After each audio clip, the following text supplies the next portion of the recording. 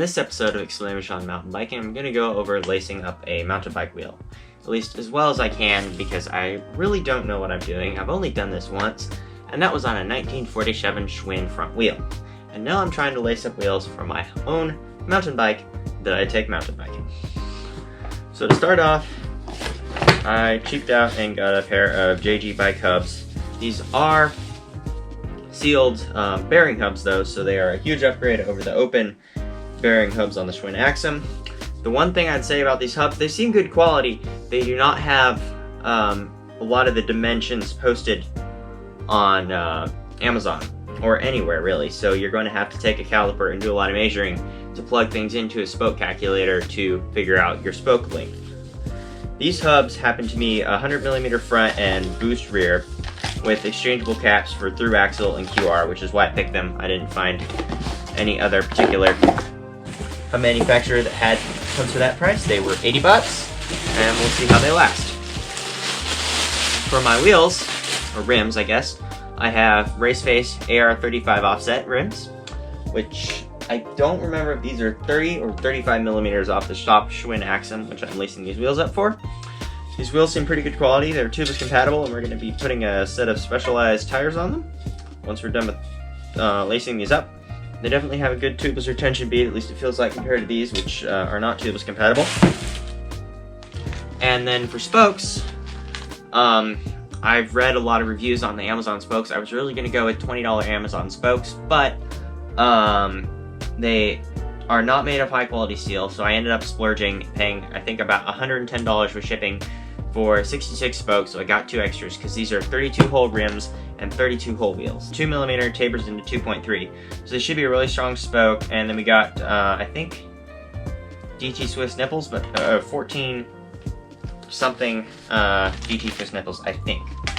I got these spokes from wheelbuilder.com. This is not sponsored, but it was pretty easy to navigate around their site and figure out what I needed. And to figure out what length spoke you need, you basically just need your rim spec sheet, your hub spec sheet, which those hubs did not come with, and a spoke calculator, which you can just easily find on Google. So now I'm gonna go ahead and switch the camera angle and kind of start lacing these up. I do not have a spoke wrench, and I do not have a nipple driver, so we're gonna see how this goes. We're gonna start with lacing up our front wheel, which would be our front hub, which is the one with Atticus set. Now, since we have these offset rims, it turned out from the spoke calculator that we have to use one size of spoke for the whole rim, which is nice. If you don't have offset rims, you're probably going to have to be using different length spokes on both sides. So as we can see, these the holes for the nipples are closer to this side than this side, so that means that for this guy, it's going to be centered on this hub. Big side of hub, big side of rim. And for y'all that are for some reason watching that have built wheels for 30 years, I have no idea what I'm doing, and I'm admitting it. So I think we do the Audis first.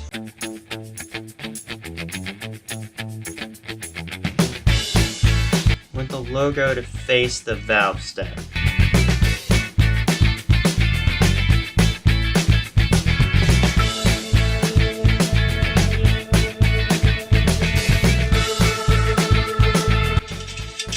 Oh, start over again.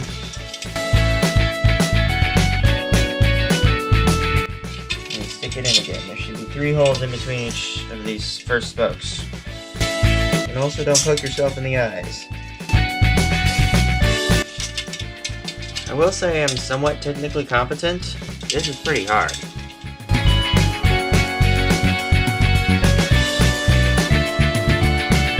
Okay, now let's do them on the other side. Now that we've figured out hopefully where our first one goes, just every other spoke. Okay, let's start back around by the valve stem.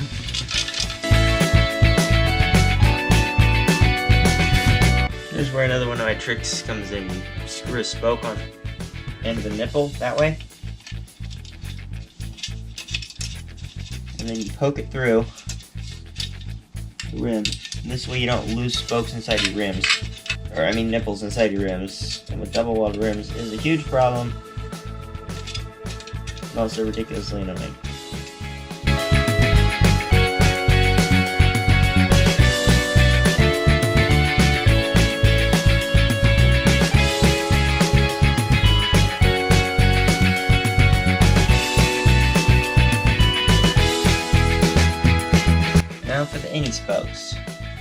under, over is how it works.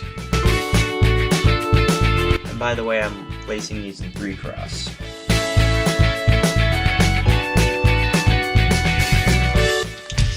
So I'm putting it on the last side of inside spokes. If I put a spoke through,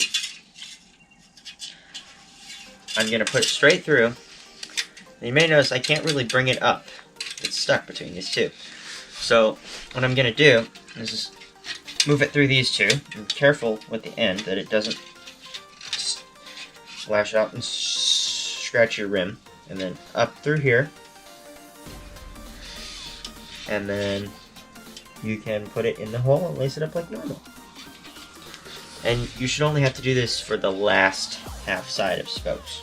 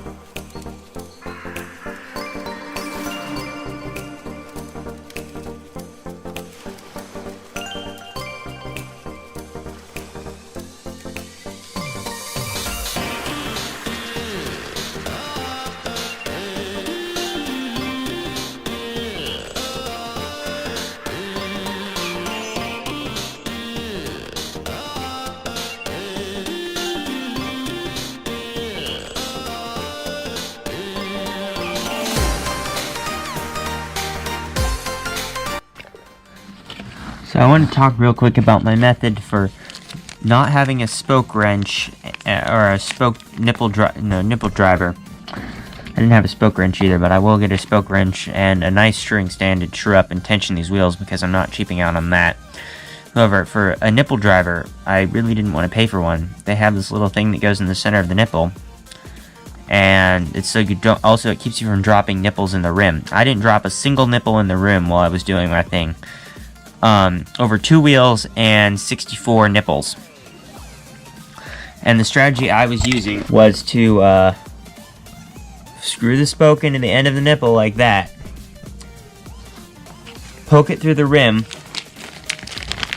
and then have my spoke that's attached to the hub go into the right end of the nipple like this. Since I didn't have a spoke wrench, I'd grab the nipple like this and twist it onto that hub, and then untwist this spoke, and boom. No nipples dropped, no nipple driver. Another thing I would say to look out for is these stickers. Now, this does not scratch very easily. I don't think I have any scratches on mine. I was very careful, but the stickers scratch really, really easy. Now, there aren't any scratches on the sticker, really. There are a couple, like, little white spots down here on the bottom. That were caused by either my fingernail banging into it or the spoke. Another thing that caused me to have to relace my rear wheel a little bit, I had to take it all apart, was that I didn't have the 2 straights lined up for the valve stem like this. You want to have these 2 straight ones coming down to the valve stem. You don't want the valve stem to be between here or here, because it'll be a lot harder to hook up the air compressor when you're gonna air up your tubeless. Next part of this video is going to be me truing these wheels, so stay tuned for that. Okay, so this is my rear wheel mounted up on the truing stand now. And I've already tightened all my spokes down and trued the wheel. And now the only part that's rubbing is whenever the label comes around, because it's a little bit thicker than the rim.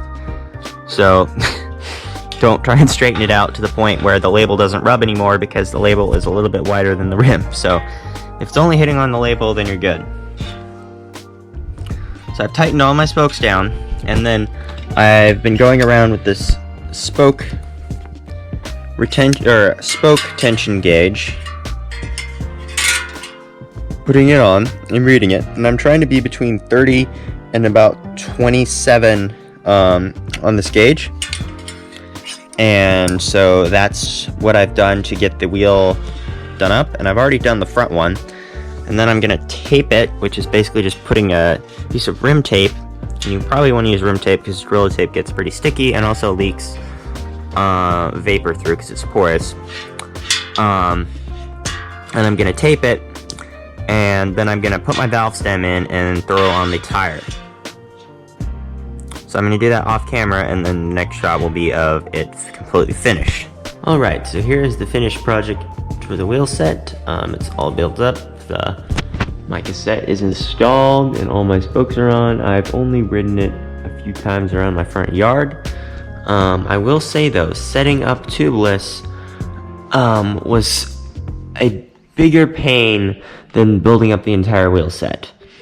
Not that it was hard, but these wheels have such good bead retention that getting the bead to seat was so hard. I broke 3 tire levers and then just ended up using a car tire inflator, which blew the tire right up. And one time on the front tire, I punctured the rim tape and I couldn't inflate it and seat the bead because there was air leaking out of the rim tape. But with these wheel and tire combination, I'm able to let all the air out of it, and I could probably ride it around the block and the tire would not unseat from the bead. So that's a good thing. That's what I want. So I finally have here's the front tire. I also happen to have my valve core remover installed as the front valve cap just in case if I need to add sealant. And these are specialized tires. I ended up getting them on sale at my local bike shop because they were bought out by Trek and selling off that specialized stuff at a 50% discount. So that is my final wheel set build. Everything's installed and my bike is ready to go again. Thank you very much for watching my video, and come back for the next one.